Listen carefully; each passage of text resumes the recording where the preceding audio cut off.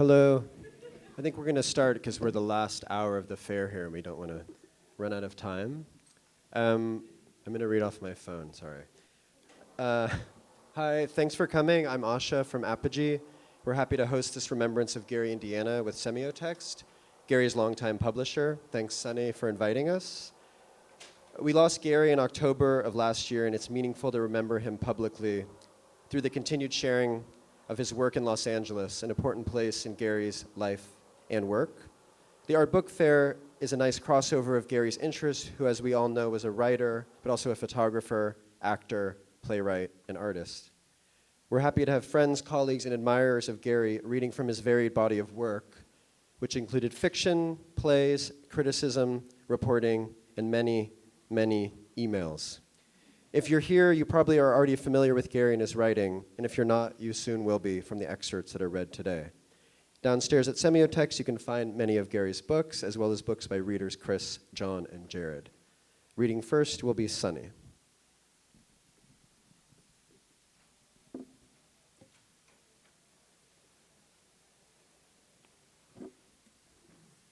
Thanks for inviting me to read.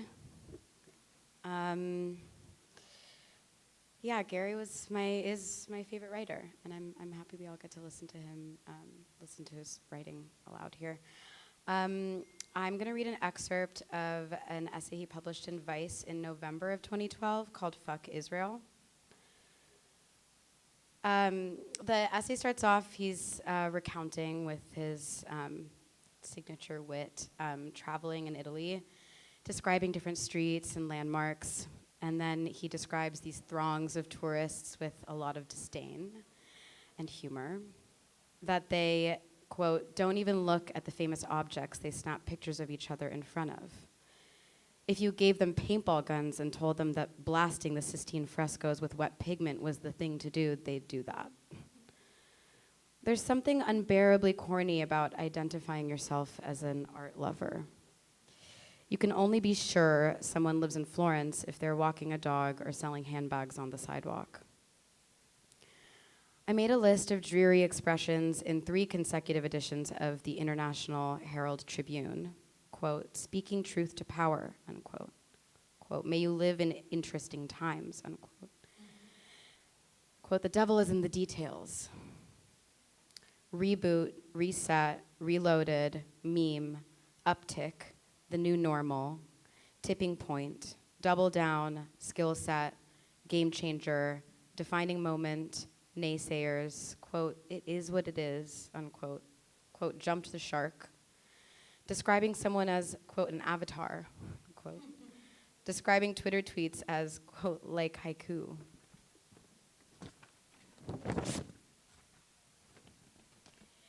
If you read enough journalism, you notice when the profession falls in love with a new word. A Times writer, for example, will suddenly start describing all kinds of things as, quote, roiling, quote, almost anything, in fact, except a swirling liquid. Within a month or so, across the media spectrum, everything from evening wear to mental illness will be characterized as roiling up a storm, and will continue to roil, meaninglessly, from here to eternity. At times like the pre-election weeks before Hurricane Sandy came up from the Gulf, a tsunami of icky language roared through the information system like proverbial shit through a cane brake. Romney was doubling down, or, quote, walking back, quote, some egregious position in a marathon of cynical poses. The president was standing firm, but lackluster in the first debate. The hurricane, on the other hand, outran cliche and hyperbole. It was something tangible that didn't leave blather room for media. What often happens is that an expected storm fails to materialize or proves less spectacular than anticipated. Hours and hours of airtime are cleared to cover it. The expectation of catastrophe becomes impatience at its not arriving, with a threat of boredom as reporters posted throughout the landscape scrambled to fill dead air. Before the First World War, you could travel anywhere on Earth without a passport. It was possible to disappear. Now people reinvent themselves in full view of others and simply demand to be recognized as someone else. The thing that holds up about rain, quote unquote, unfortunately, is that the shrunken world still crawls with Christ-happy troglodytes like the Reverend Davidson and squalid turds like Romney, whose religion is a repellent fusion of avarice and piety. And then there are the Wahhabis and the Zionists and their malefic gods and primitive wishes.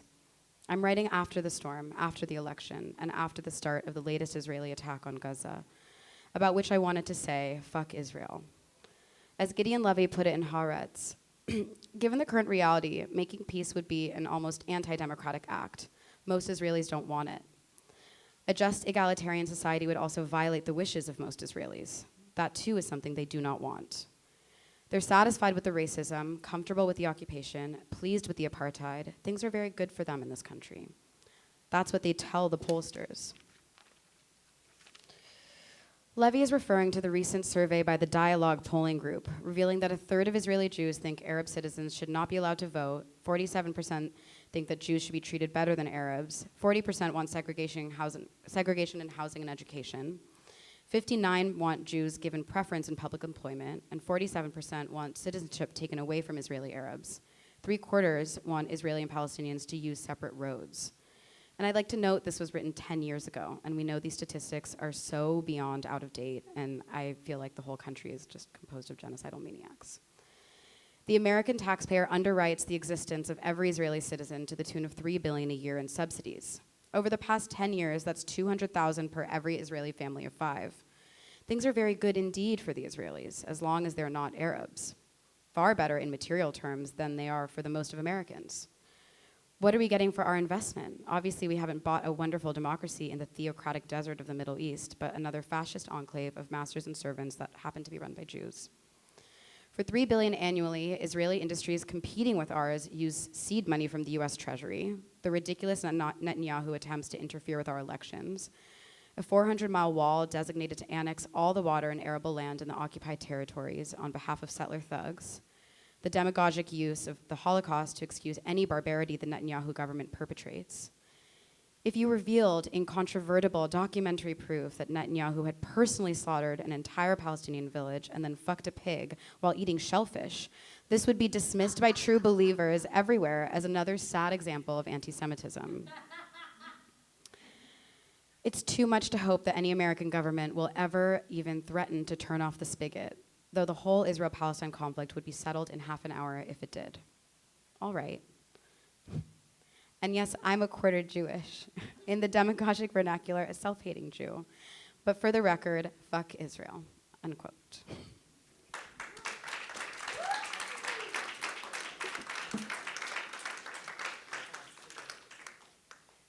Up next is Jared Kovac.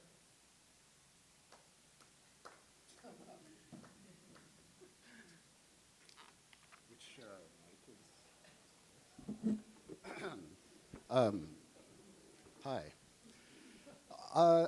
I'd only ever actually met Gary once, but I really have spent years and years of my life enraptured by this book that he wrote called 3 Month Fever, which I think is one of the best books of American reportage. I will now try to read from it. I can barely see it. So.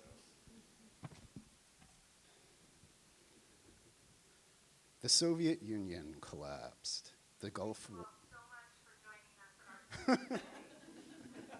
great couple of days. It's Christmas matter. All of you joining us at our center. Sure. The show's closing in 45 minutes. So please make your rounds, make your final purchases, enjoy your last little bit. We'll be sad to see Christmas matters go. Come back and join us at our center. Wait about 45 minutes. All right, let's try that again. The Soviet Union collapsed. The Gulf War came and went. Andrew C. cultivated a presence in various circles. There was an older crowd he saw in their homes in La Jolla and in restaurants, a younger crowd of military and ex-military types in Hillcrest. There was a leather crowd in Point Loma. He kept these relationships compartmentalized in a mental sense, but they intertwined in space and time, and they were, not infrequently, awkward and puzzling collisions of Andrew's various worlds. Nothing drastic, nothing Andrew couldn't finesse, but curious enough to fuel a general perception of something hidden, possibly sinister. He traveled on weekends with Lincoln Aston, Cabo San Lucas, Two Bunch Palms, Miami, New York. He kept up intermittent contact with friends in San Francisco, Tim Sanders, Don Setterfield, LC. On a weekend trip up north, he told Tim, over seafood risotto, that his mother had died after a long, wasting illness. Maybe it sounded awful, but her death was a relief. He could finally live his own life without her constant interference. Tim recalled hearing the same thing 3 years earlier. He doubted his own memory. Had Andrew said his mother was about to die, or had she lingered all this time? Or had her death affected Andrew so profoundly that it still felt as if it happened yesterday? Meanwhile, Marianne, Andrew's mother, continued ransacking Andrew's drawers and closets for some key to his inner life. He sometimes tranquilized her by going to Mass. As ever, people saw him in flashes, a dinner here, a party there, drinks in a movie, always smiling, always happy, always talking the happy talk. For the larger share of every week, he shelved inventory at Thrifty Jr. and slipped out at night for the standard ghettoized escapes from dullness. Being what one generous soul called a Walter Mitty type, he enlarged the little events of his life for the benefit of people who might otherwise have viewed him as ordinary. If he spent the weekend in San Francisco, he might later say he'd been in Spain or Morocco. He was good at disappearing, and his acquaintances were good at forgetting. When he traveled to a new place, in the retelling, it became a place he had always enjoyed visiting, having spent months there in the blurry past. He tit-topped through the Hillcrest bars like a lounge comic honing his routine. All the theme parties and disco nights and discount beer busts and drag galas and lip-syncing contests and charity balls and holiday fundraising raffles. Wherever gay people swarmed, Andrew materialized. For every person who will tell you that he danced every night with his shirt off and always brought drinks for the bar, there's another person who swears Andrew never danced and never picked up a check. He laughed his insane laugh, gathered his hearties about him, held them spellbound in his orbit because the cynosure of any room became the cynosure of any room he entered. Or else he was morose and alone and sort of pathetic in his craving for attention, pulling crude pranks and alienating everybody. He'd pick a baseball cap off somebody's head and run with it and put it on somebody else, so the first person had to chase him across the room to get it back. Beloved local or space alien, any true queen can do both parts at the same time, or in alternating bars on the same evening. What I would love to do to you, baby. Andrew liked telling new cute faces, parting imaginary cheeks with his fingers and licking the invisible crack.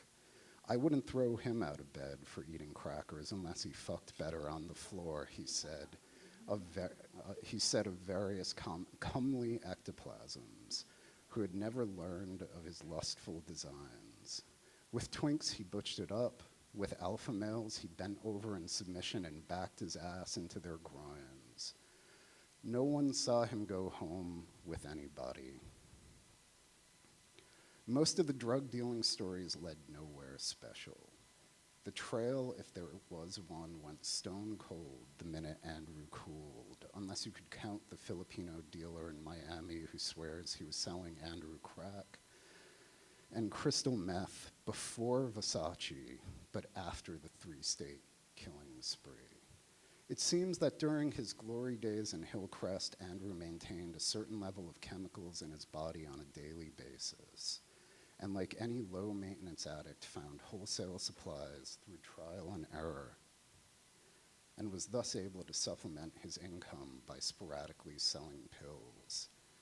This requires a sophistication possessed by vast numbers of American school children, rather than the Fu Manchu-like duplicity of the master criminal. There was more to it later on, but how much more?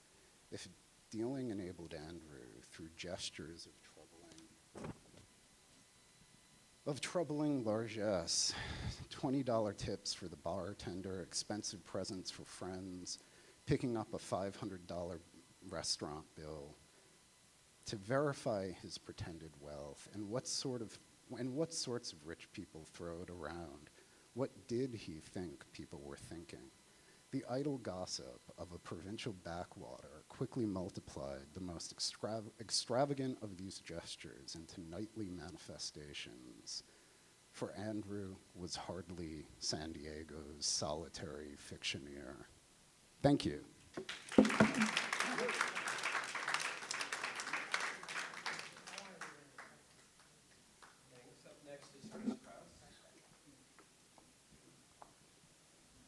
Hi.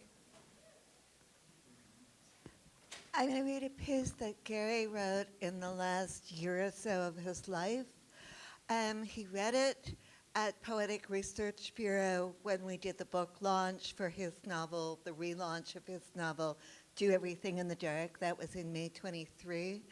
And then Hetty published it in this beautiful zine that he created for the occasion of Gary's memorial earlier this year in New York. At the time that he wrote this, Gary was really sick by that point. And it's the most accurate piece of writing I think I've ever read that deals with aging, illness, and death. Gary was the most incredible writer. I mean, I think the greatest writer, because he had this ability to just reach inside your brain and articulate thoughts that you were only half thinking and make them so clear and precise and so indisputable. So yeah, this piece is called 5 O'Clock Somewhere. It happens when you, I think I need this.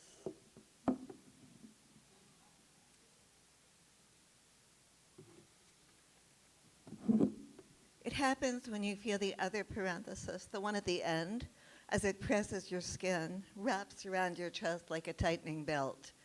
You can still breathe, but not as well.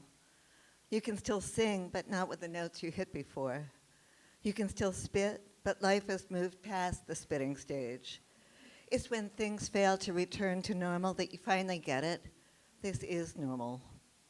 It happens as decades of mishaps and malfunctions befalling the bag of water and bones you inhabit add up to an irreversible mess, one that no longer feels entirely like you. It is you. This is what you're told by doctors, friends, cashiers at the supermarket. This is what you tell yourself without entirely believing it. This is what you learn when people offer to help you when you don't need any help, when people ask if you're all right when you stop walking to catch your breath or buckle slightly under the weight of it all. It's when good intentions leave a sinister aftertaste. It's also when you entertain the possibility that you do, in fact, need help. If not yet, then soon. It happens when you realize that your legs are no good anymore. They won't carry you far before they hurt. In a bombardment, you will be the slowest. The others will have to leave you on the trail. Fortunately, you are safe for now, safe perhaps until the end, but the world is fickle, and passing time alters everything. The streets you take no longer resemble the same routes in your memory, and the people on them walk differently, weighed down by days, weeks, months, years of private and personal wranglings that stick like burrs in the run of events. New people rush past you in a frenzy to kill time as recklessly as possible. You want to be like them, reckless and blind to consequence, but you can't be. You may not remember the movie in much detail, but you have seen it before. The residue of everything is what you'd like to get rid of. The old streets, the old faces, the old conversations, the old ways of being known to others. But the facts are inescapable. They're adding up as the busy work of whatever powers that be. It happens when they can't immobilize you for the surgery because your lungs won't survive the anesthesia. when you know that the final wheeze is closer to you than the last time you actually had fun. It happens when your ability to laugh it all off goes missing for longer and longer spells, when simply existing in time feels like a deflating challenge. It's when your reserves have mysteriously emptied. Complaints take the place that effusions of happiness used to fill. Something is always going wrong, slipping out of control. The sensation of chaos overmasters the most painstaking displays of order. Nothing rings true, or rather nothing feels true. There's always a foam of corrosion at the edge of any certainty.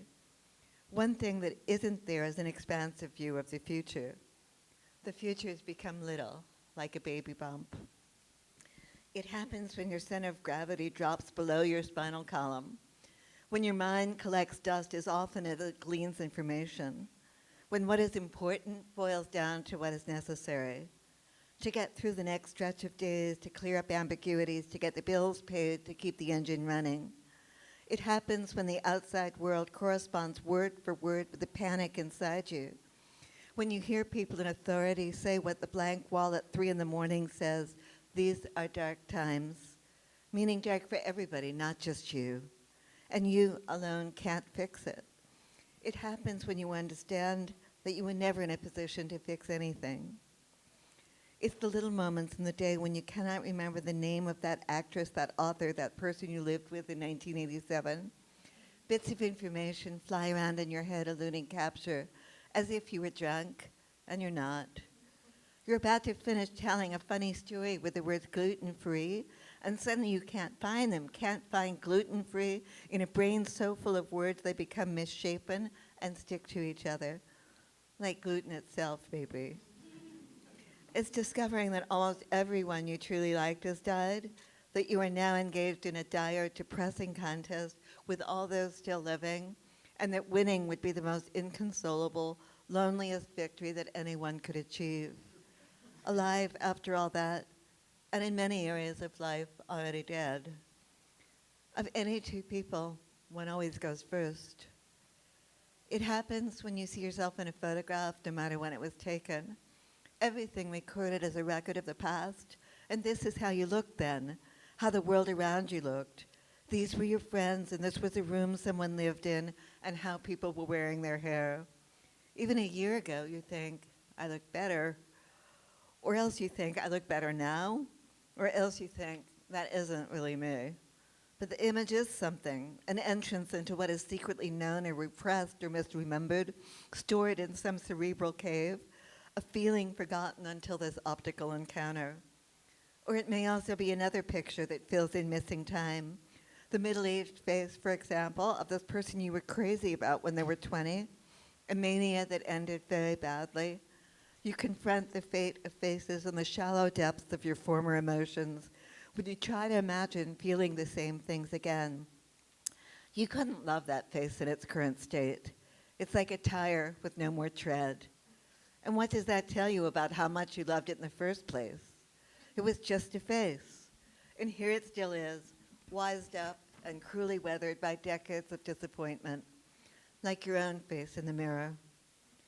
We all live at least one or two lives that we subtract from our biographies, areas of revisited, unhealed pain, or such monumental nothingness that it's not worth remembering. Then, infrequently, some evidence turns up, often photographic evidence. You're seized suddenly by a grisly species of curiosity. Oh yes, you were alive then, and had wishes or plans casting shadows on the path ahead. What appeared then as the push ahead, an ambition or two. And back then, when the way things are today could hardly be imagined, you used to do that with your face. Those days, those plangently hopeless, barren days that felt like sludge. And these people, that one's dead, this one never managed anything, that one is still trying despite everything. This ended in divorce, that ended in murder-suicide. Most of it just ended undramatically. How sad any piece of collective evidence really is. It happens that validation can never be satisfied. With solidity comes decrepitude. The more we become what we intended to be, the less real the earlier versions of ourselves appear to us, And yet there we were, who we were, forever, all the time, a monad on its travels. Through the dark times, the insoluble passage. An era can be just what it looks like, finally, with everybody's footnotes crammed into the bottom of the frame. Everything begins to feel like an epilogue or summing up, when in fact all you want is right now to live in this minute, this world, not ever go back, never to take up residence in the house of memory, or at the very least to leave some doors and window open to whatever new breeze might be felt, because there is still time, time left over from time. Every minute that you didn't die is time and a half, so to speak. You even have time to learn to bake bread or repair a motorcycle. After time runs out, you will persist in someone's memory somewhere, the way alcoholics say, it's 5 o'clock somewhere. Up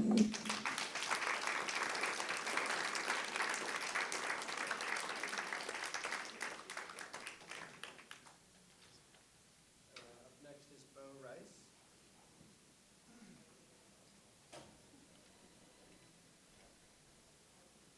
Hey.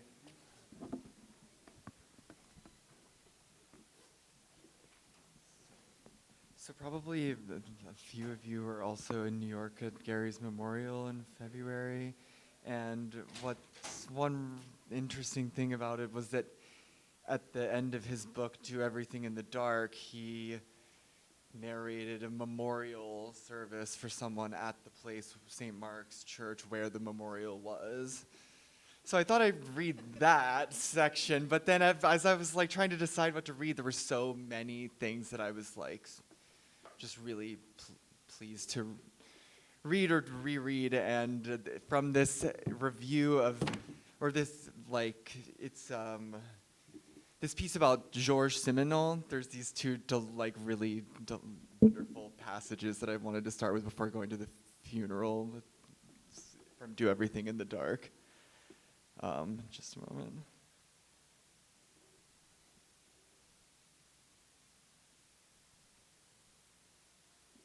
Our era seems depressingly certain to reduce the dessert menu to collective suicide. Consider how ludicrous we find earnest efforts to produce small, salubrious changes in the negative patterns our species has established. Everything seems too small, too late, too contingent on a presumption of intrinsic goodness in human nature. The ultimate revelation of consciousness, itself an accidental development of evolution within a single biological phylum, may turn out to be that there is no human nature, or at least none that is necessary, ineradicable, or informed by any inherent morality. Simenon didn't fetishize the supposedly heroic ardor of searching for the perfect, startling word, a cause of literary acne that runs rampant in the work of writers like McCarthy. He means Cormac McCarthy. He loved Mary McCarthy. And Annie Proulx. He thought the approximate word was quite good enough. Looking for the perfect one would have slowed him down. Finding the perfect one is often a repulsively masturbatory accomplishment. Life isn't words, and the quickness of life can only be suggested by language. This may not be news that writers like to hear, but it's true all the same. So, as I said, the end of Do Everything in the Dark is this memorial for one of its characters named Miles at St. Mark's. The temptation was to read. I mean, it's all really good, and so I'm sorry, I marked this up really in a somewhat confusing way. Okay. I must keep this immobile, stoic look on my face just a few hours longer. I can't cry, so I must appear too stricken even for tears. If I manage this, I can meet my own death in the street with a big, welcoming, shit-eating grin. Commotion surges behind me. Whispers susurrate through the seated audience and standees. That quickening excitement like the lights going down before an opera. I know that Tova Finkelstein has made her entrance. This milling and yabbering takes far too long. Large, manly Tova traps me in a bear hug. I have not seen Tova Finkelstein in years except in magazine photographs, and the years have not been grossly unkind to her visage, despite ill health and a late-blooming predilection for using a candy pink lipstick shade that doesn't suit her olive skin at all, but rather floats on it like a torn Post-it note stuck to her mouth. Tova never used makeup in her life. I'm not sure why she's taken to it in her 70s. It doesn't soften her manliness on television or in life. Dressed, as always, in black slacks, a black turtleneck, her signature Viet Cong outfit that would make any other human sweat in this weather. I notice a tall, freckled, southern-looking young man with corn-colored hair and an expression of vigilant obsequiousness hovering at Tova's elbow. Her latest walker, no doubt, whom she turns to with, it seems, a half-hearted inclination to introduce him. She changes her mind. He makes a weak smile that seems an apology for his presence, if not his existence. He becomes the vapor of a clack. Does anyone, I don't know what that word clack means. I also don't know. It's C-L-A-Q-U-E. I don't recognize it. Thanks for saying that also. Clack. Oh, is it? Voila. Vapor of a clack. There are often words that I felt like I'd never seen before in his work, which is sort of distinctive. I mean, I'm not going to list the... Okay. At last the volume drops. The industrial fans that serve for air conditioning whoosh above the dying din. We're here today, Denise's amplified voice from the plain wooden podium sends everyone standing scrambling for seats to remember a complex, brilliantly gifted, troubled, difficult, generous, and beautiful man, Miles Sutherland. I've taken a chair at the end of a row near the back beside Caroline. Her hand in mine is trembling and wet. The speakers know their order of appearance. This eliminates the typical MC verbiage between eulogies.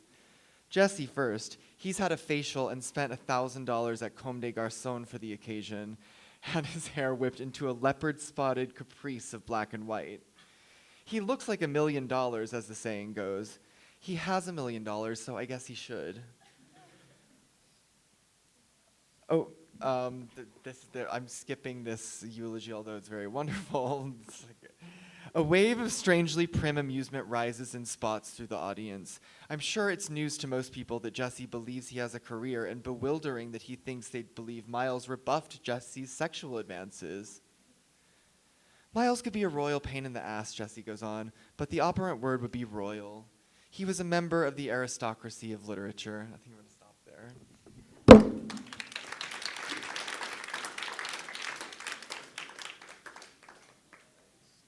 Next is John Tottenham.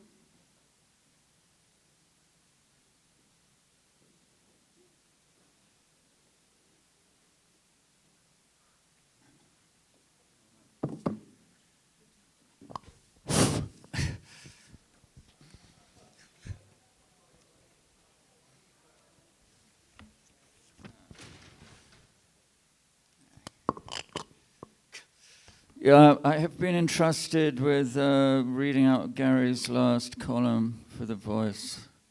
This is it. File days. This is my last art column for The Voice. Take it or leave it. I've had my fun and now it's time to do something else. If you didn't like this column, now you'll find something else to complain about.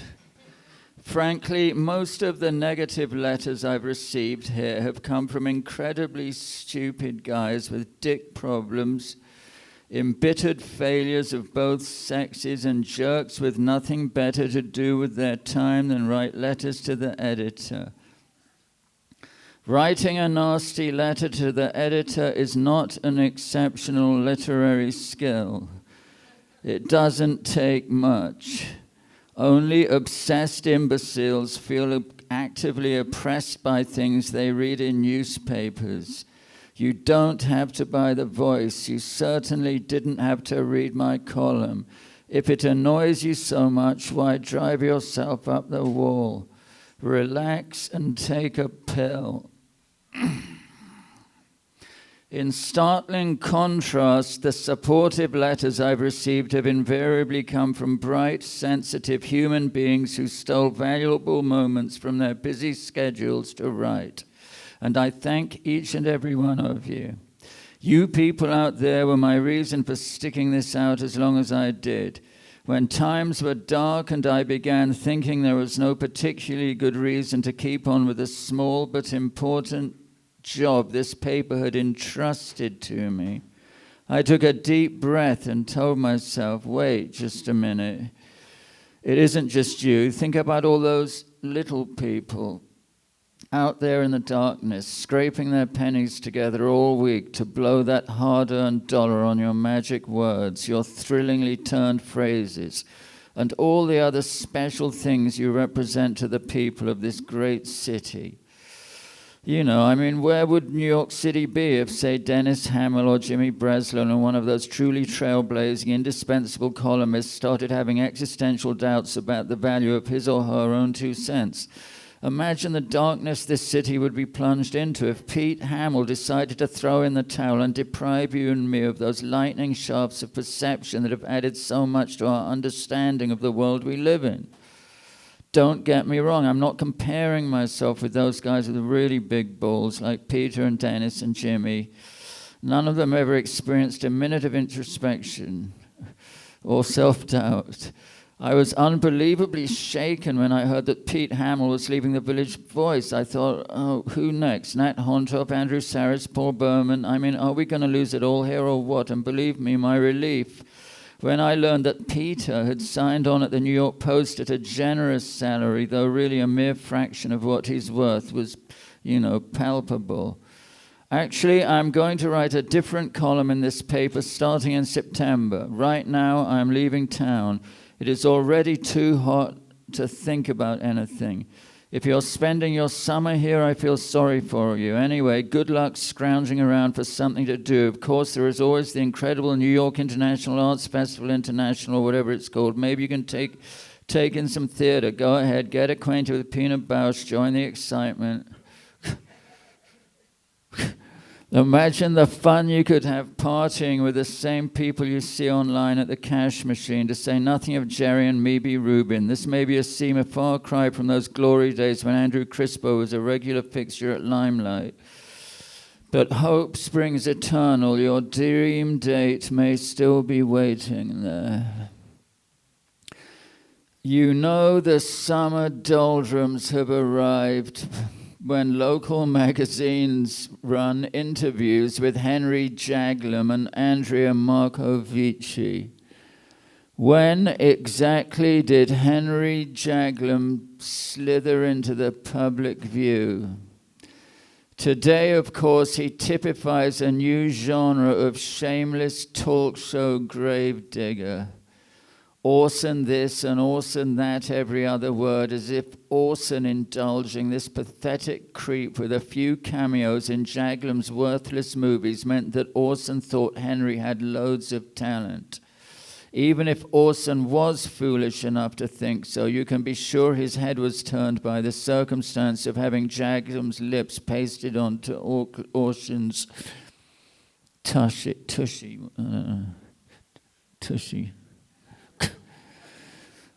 If George Bush reminds every woman of her first husband, Henry Jaglom is the type of guy many lesbians remember as their last straw. He'll resort to any sort of cringing, groveling, manipulative pretense of sensitivity to get what he wants out of people. But he's all lard-brained male ego. As for Andrea, what about that romantic cabaret revival we've been hearing so much about? How adorable and how appropriate for the AIDS era. That saucy, naughty nightclub sophistication. One can hardly pick up the phone these days without someone suggesting an hors d'oeuvre in some hotel lounge. Can one? Hang on. I don't know what this is all about. Felix Gonzalez Torres' show at Rastavicci is rather beautiful and unexpected. I mean, I came upon it more or less by chance and then remembered I'd seen some of his white type on black acetate date pieces, of which there are several here. These works are rectangular with type running across the lower area. For instance, these pieces are obviously simple as pie, but intelligently collapse the real with the media real, the big with the trivial, the ominous with the obvious, into concise historical bitelets that make appealing but not didactically logical sense. One work for the birds is a square wooden column supporting a plate of birdseed. The column inscribed with press type near the top. Proud Vietnam veteran, outlaw biker, Coors Beer, Manhattan Project, and on alternating sides, Black Monday, genetically altered, economy expert, Second Amendment. Torres also has decorated part of a wall with rub-on surface circles ranged in virus pattern, their surface images merging crowd photographs with micro-photographs of HIV. This is called double fear, meaning fear of infection and fear of mobs. The crowd is clearly a source of wary anxiety in Torres's work. 3 jigsaw puzzle images in frames show masses of people hemmed together at a ball game, at a veterans parade, in that poised for violence thickness, so much a part of contemporary life. 3 belts with engraved buckles hanging on one wall repeat the theme of mob rule.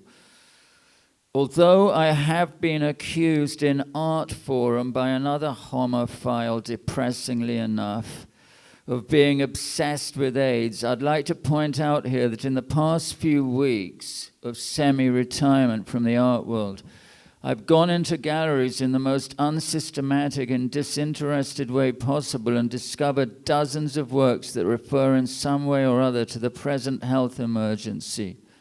Perhaps if you're on a career role organizing the Venice Biennale and knocking out catalogues for the Saatchi collection, you can convince yourself that art and maybe your own HIV-negative status is enough to give you a happy life, and it's just too bad about the others. But somehow I think that attitude is not going to play too much longer, even in Peoria.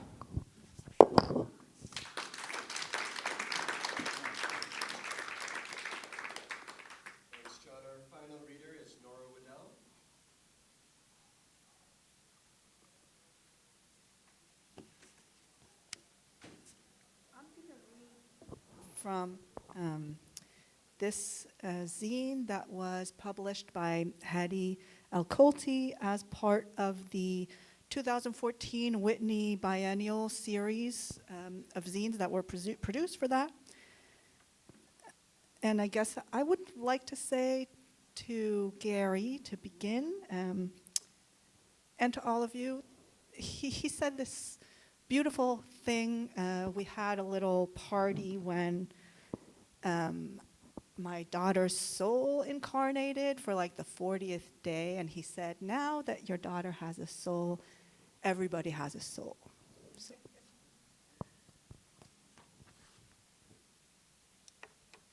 So this is a series, this book is constituted of a series of email responses to correspondence he's writing in Cuba, he's writing in Istanbul, different places, and this is the last entry in the book. Second postscript to MH, sent from Internet Cafe in Zagreb, July 2013. You referred to utopia, which sharply recalled the early years of my friendship with Werner Schroeder, when he obliged me to read all 3 volumes of Bloch's The Principle of Hope, one of those interminable undertakings that ultimately transforms the way you think, like reading all of Capital. I suppose it instilled a sense that a society lacking some notion of utopia is an insult to human possibility. This is why so many of us were sympathetic to the Baader-Meinhof group, regardless of their violent tactics, which had actually been employed in less honest ways many times by state actors, the Nazis in the Reichstag fire in 1933, and the Gleiwitz incident in 1939, Stalin throughout his dark reign, and certainly the United States, the main incident in Havana in 1898, and 9/11 in 2011, were the kind of crises the respective US governments in power at the time would have perpetrated themselves if someone else hadn't done it for them. The triumphal materialism of the Bundesrepublik of the 1970s and the country's concurrent use as a US refueling depot training ground and transit point for the Vietnam War, both seem to deserve bombing of strategic locations by West German civilians, the Springer Building and U.S. Army HQ having had the same moral symbolism that the figure of Rupert Murdoch and the U.S. Stock Exchange Building have today. The fact that non-state violence seldom produces its intended effect has led people to forget that nonviolence is a tactic, not a coherent political philosophy. I hate violence, but the hypocritical ease with which Americans condemn civilian deaths from terrorism borders on psychosis. Depends who's doing the terrorism, judging from the millions poured into the IRA during the 70s and 80s from Irish communities in Boston and New York, and America's unflagging support of Israel as it expands Jewish settlements on Palestinian territory while erecting a so-called security wall, rivaled only by the one traversing the northern border of China.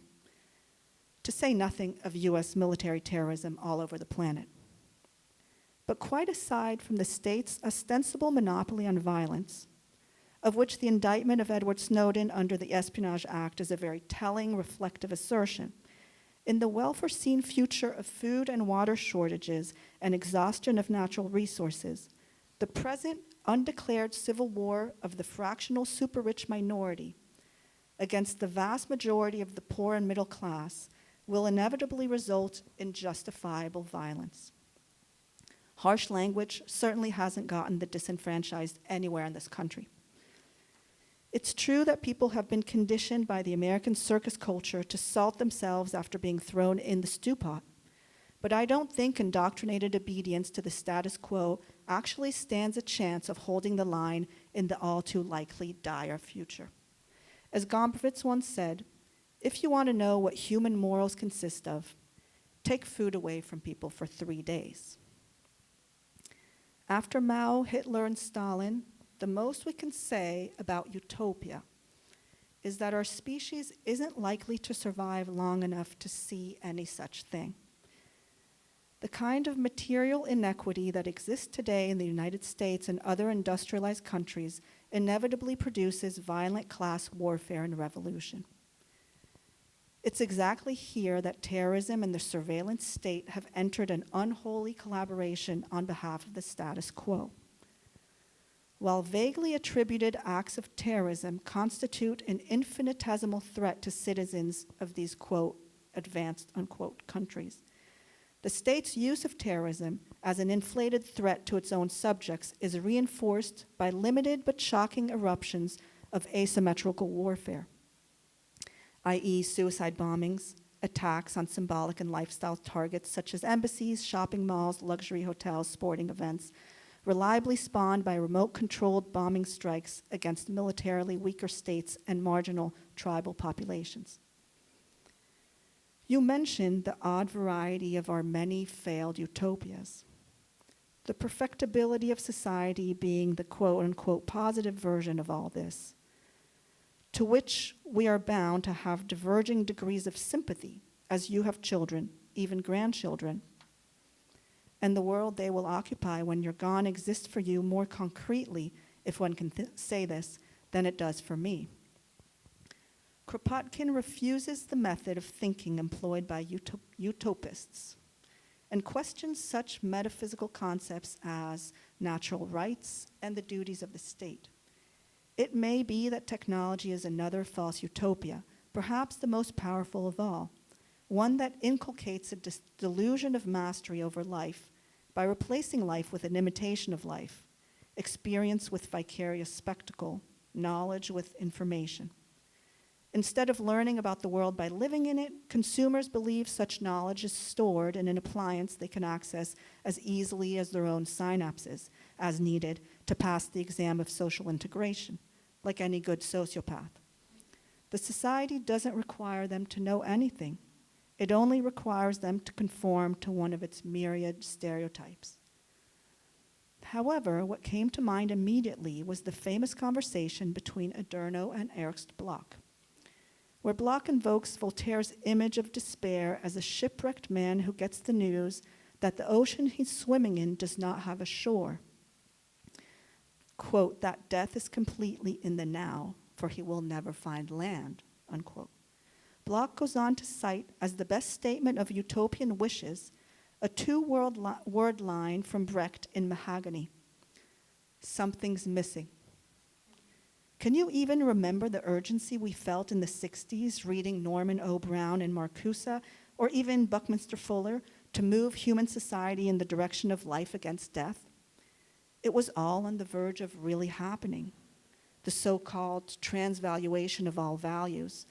Thank you all so much for joining us for a great couple of days of printed matter at Art Center. We hope to see you guys again. Come back. But please make your way out the doors. Thank you, exhibitors. Thank you, guests. Thank you, friends. We loved having you at Art Center, and the show is now officially closed. Okay, Have a great rest of your Sunday evening. Thank you. I just have one paragraph.